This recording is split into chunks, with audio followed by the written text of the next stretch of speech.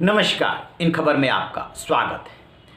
कांग्रेस के चाणक्य कहे जाने वाले अहमद पटेल अचानक चले गए। कोरोना संक्रमित थे, 1.5 महीने से पौने 2 महीने से वो कोरोना से जूझ रहे थे। खुद ट्वीट करके उन्होंने जानकारी दी थी। बाद में जब हालत बिगड़ी तो उन्हें गुरुग्राम के मेदांता हॉस्पिटल में भर्ती कराया गया, लेकिन हालत सुधरी नहीं और एक एक करके ऑर्गन फेल होते चले गए और अंततः वो दुनिया से कूच कर गए। इसकी जानकारी खुद उनके बेटे ने ट्वीट करके दी। परिवार में एक बेटा और एक बेटी, पत्नी है। यदि पार्टी के लिहाज से देखें तो सोनिया गांधी ने जो ट्वीट किया है कि एक कामरेड, एक दोस्त, डेडिकेटेड पार्टी का नेता चला गया, निश्चित रूप से इस समय कांग्रेस को इसलिए उनकी ज़्यादा दरकार थी क्योंकि कांग्रेस अंतरकलह से जूझ रही है और उसमें अहमद पटेल काफ़ी महत्वपूर्ण भूमिका निभा रहे थे। यदि उनके राजनीतिक करियर को देखा जाए तो 77 से लेकर के और 84 तक वो 3 बार लोकसभा चुनाव जीते और 93 से वो राज्यसभा में आने लगे, 5 बार राज्यसभा के लिए चुने गए। अंतिम बार वो 2017 में जो है वो राज्यसभा वाला चुनाव लड़े थे जिसमें 44 वोट पा करके वो जीते थे। कहा जाता है कि वो चुनाव नहीं लड़ना चाहते थे, लेकिन सोनिया गांधी के आग्रह पर चुनाव लड़े कि नरेंद्र मोदी और अमित शाह की जोड़ी का गुजरात में तुम ही मुकाबला कर सकते हो।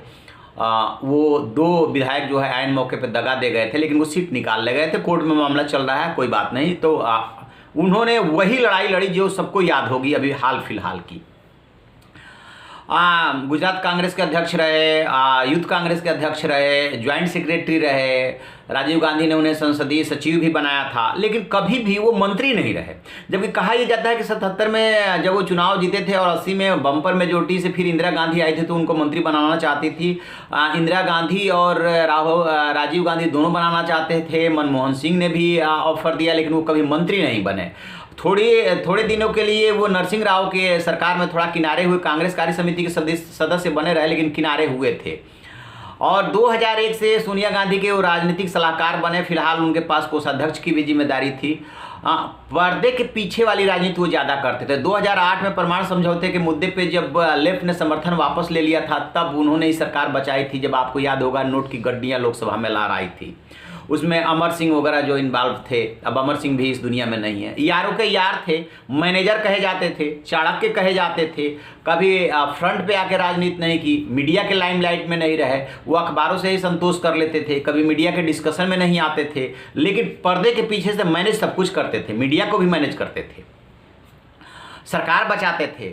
और कहा जाता है गांधी परिवार के बाद यदि कांग्रेस में कोई पावरफुल था तो वो अहमद पटेल ही थे। लेकिन उनकी राहुल गांधी से नहीं उतनी बनी। क्यों? पीढ़ीगत गैप था। यदि राहुल गांधी की 50-51 साल की उम्र है, उनकी 71 साल की उम्र थी, तो 20 साल का जो गैप है, इसकी वजह से जब राहुल गांधी अध्यक्ष बने 2018 में, उसके पहले भी अध्यक्ष बनाने की बात थी, तो कहा यह जाता है कि वो राहुल गांधी को तरीके से काटते थे। मीडिया वगैरह में, खासतौर से इलेक्ट्रॉनिक चैनल में जो प्रोग्राम वगैरह बनते थे वो राहुल गांधी के खिलाफ बने। कुछ ये भी कहा जाता है कि उनके इशारे पे ही बने थे। जब राहुल गांधी अध्यक्ष बने तो कांग्रेस जो है 2 धड़ों में दिखने लगी, एक बूढ़ी ब्रिगेड और एक यंग। तो कहा जाता है कि बूढ़ी ब्रिगेड को वो नेतृत्व करते थे। आपको याद होगा जनार्दन द्विवेदी उसी काल में चले गए थे। तो चाहे वो हो, दिग्विजय सिंह हो, पी चिदम्बरम हो, मोतीलाल वोरा हो, जितने पुराने नेता हैं, तो वो कहीं ना कहीं राहुल गांधी से अपने को असुरक्षित पाते हैं। तो जब इन्होंने लोकसभा चुनाव में हार के बाद राहुल गांधी ने रिजाइन किया, तो अब उसके बाद फिर से उनके अध्यक्ष बनने की बात है और उसका प्रोसेस चल रहा है। इलेक्शन जो अथॉरिटी बनाई गई है उसकी मीटिंग भी हुई है और असंतुष्ट धड़ा जिसका नेतृत्व गुलाम नबी आज़ाद कर रहे हैं, वो उसी चुनाव की मांग कर रहे हैं। तो फिर से राहुल गांधी को अध्यक्ष बनाने की बात है और असंतुष्ट धड़ा भी राहुल गांधी के खिलाफ नहीं है। तो अब यदि अध्यक्ष राहुल गांधी दोबारा बनना स्वीकार करते हैं, हालांकि एक बात ये भी आ रही है गांधी परिवार चुनाव नहीं लड़ेगा, तो स्वाभाविक सी बात है कि फिर राहुल गांधी रेस से बाहर हो जाएंगे। असंतुष्ट धड़ा चुनाव करा ले और जिसको मर्जी है उसको अध्यक्ष बना ले, ये भी बात आ रही है। खैर, तो आपको 2-4 ऐसे वाक्य मैं बताना चाहता हूं जिसमें वो यूथ के अगेंस्ट गए। आपको याद है 2018 के लास्ट में जो विधानसभा का चुनाव हुआ था, जब छत्तीसगढ़, राजस्थान और मध्य प्रदेश में कांग्रेस आई थी, तो ज्योतिरादित्य सिंधिया को मध्य प्रदेश में, राजस्थान में सचिन पायलट को बनना था, लेकिन अशोक गहलोत की पैरोकारी जो है अहमद पटेल ने की और सचिन पायलट को रोक दिया था कि वह अनुभव की जरूरत है। ठीक इसी तरीके से कमलनाथ की पैरोकारी उन्होंने ही की और ज्योतिरादित्य सिंधिया को रोक दिया था।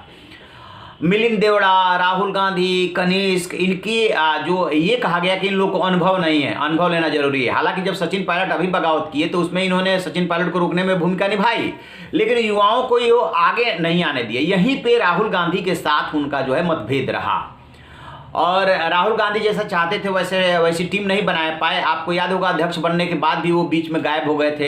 इस बात को लेकर के उन्हें राहुल गांधी के अपनी मां सोनिया गांधी से भी मतभेद थे, और इनसे अहमद पटेल से तो थे ही थे। सोनिया गांधी चाहती थी कि बूढ़ी ब्रिगेड और यंग दोनों को लेकर के राहुल गांधी चले।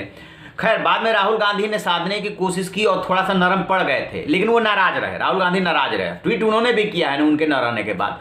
तो इसमें सबसे बड़ी जो भूमिका थी कि बूढ़ी ब्रिगेड को भी, यानी कि बुजुर्ग नेताओं को भी साथ रखिए और युवाओं को ज़्यादा आगे न लाया जाए, उसमें अहमद पटेल का ही हाथ माना जाता है। अब जबकि कांग्रेस के अध्यक्ष का चुनाव होना है और राहुल गांधी यदि अध्यक्ष बनना स्वीकार करते हैं, 50-50 है, अभी तो मना ही किया जा रहा है, गांधी परिवार का कोई चुनाव नहीं लड़ेगा, तो अब चेहरा बदलने में इनको आसानी हो जाएगी, क्योंकि उस तरह का अब कोई नेता नहीं है जो विरोध कर पाएगा। आपको याद दिला दें कि 2012-13 याद कीजिए, जब राजनाथ सिंह जो है अध्यक्ष बने थे बीजेपी में, और उसके बाद से ही बीजेपी में पीढ़ीगत बदलाव शुरू हो गया था। 2013 सितंबर आते आते जो है नरेंद्र मोदी को कैंपेन कमेटी का चेयरमैन बना दिया गया था। वहीं से जयपुर में कांग्रेस का अधिवेशन हुआ था जब राहुल गांधी उपाध्यक्ष बनाए गए थे। वहीं से पीढ़ीगत बदलाव कांग्रेस में भी होना था। तो बीजेपी पीढ़ीगत बदलाव कर ले गई और कांग्रेस पीढ़ीगत बदलाव नहीं कर पाई। राहुल गांधी अध्यक्ष बने भी तो वो चेंजेज नहीं कर पाए।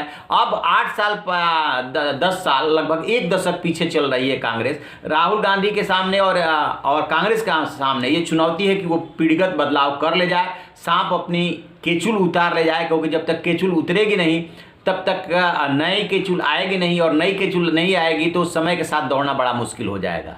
तब देखते हैं कि कांग्रेस से इस चुनौती को, मतलब उनके न रहने के बाद निश्चित रूप से एक बहुत बड़ा गैप आया, लेकिन कभी भी जगह किसी की खाली नहीं रहती है। 2 ही सवाल हैं, कौन तो उनकी जगह लेता है, यानी जो मैनेजर वाली भूमिका है, और दूसरी बात कि कैसे पार्टी का युवा चेहरा जो है सामने आता है। तो आप रहिए ना बेखबर, देखते रहिए इन खबर। Thank you.